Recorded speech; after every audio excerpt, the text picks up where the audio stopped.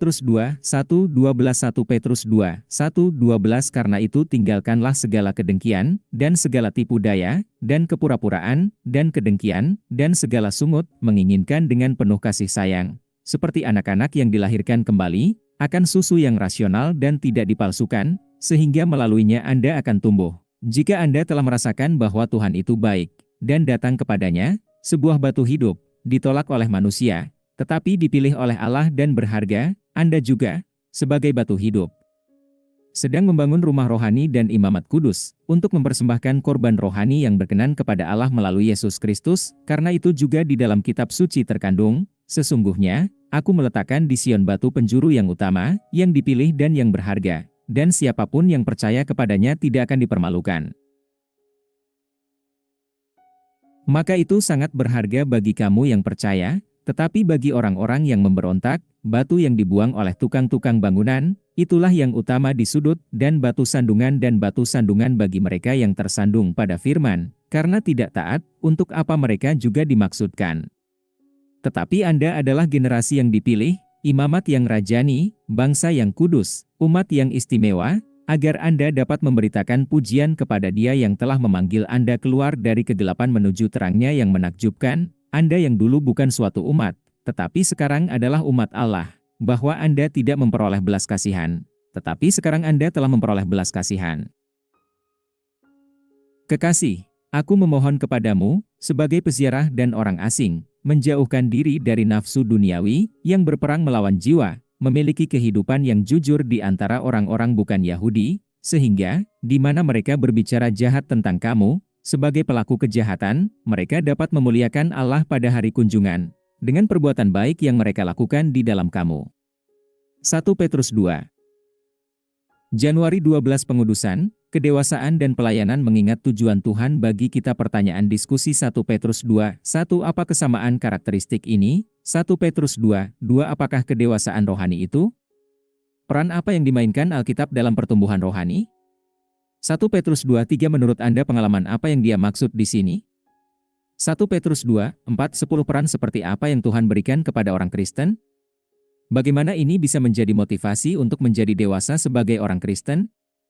Siapa sajakah jenis pembangun yang berbeda di bagian ini? Apa jenis rumah masing-masing bangunan? 1 Petrus 2, 5 Apakah korban rohani itu? Roma 12, 1, versus 8 Dengan cara apa Kristus membuat beberapa orang tersandung? Dari perikop ini, dengan cara apa kita dapat mengidentifikasi diri dengan Kristus? 1 Petrus 2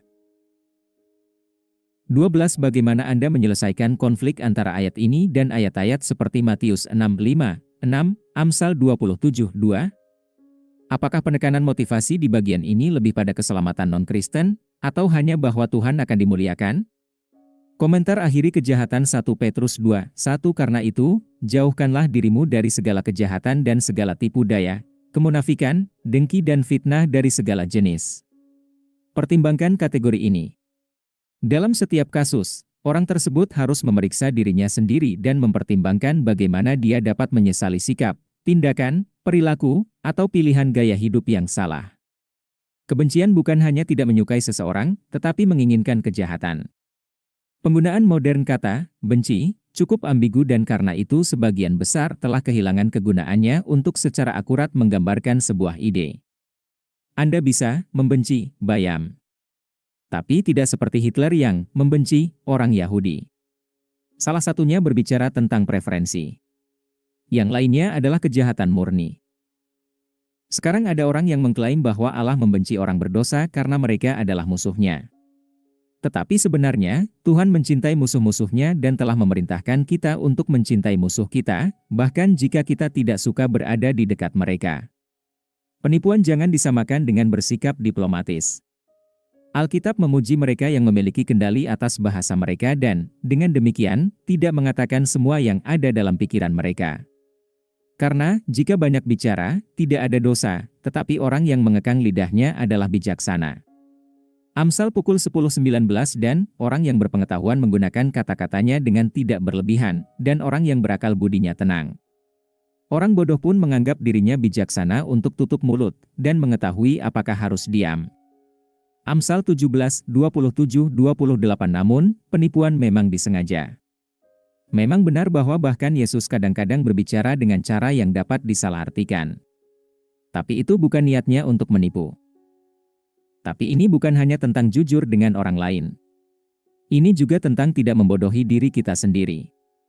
Misalnya, jika kita mengaku tidak berdosa, maka kita menipu diri kita sendiri. 1 Yohanes 1:8 Kemunafikan menyertai penipuan.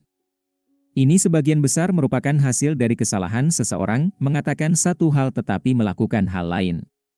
Orang-orang yang sangat rentan terhadap hal ini adalah mereka yang dengan bangga menyukai posisi terhormat. Itulah sebabnya mengapa hal itu menjadi ciri khas para politisi dan elit agama seperti yang Yesus telah amati dalam Matius 23. Celakalah kamu, guru-guru hukum dan orang-orang Farisi, kamu orang-orang munafik. Secara historis dan karakteristik seperti itu terjadi di antara mereka yang mengklaim superioritas moral. Mungkin banyak dari ini dapat dihindari dengan tidak terlalu peduli tentang apa yang orang pikirkan tentang Anda dan akibatnya melatih percakapan Anda.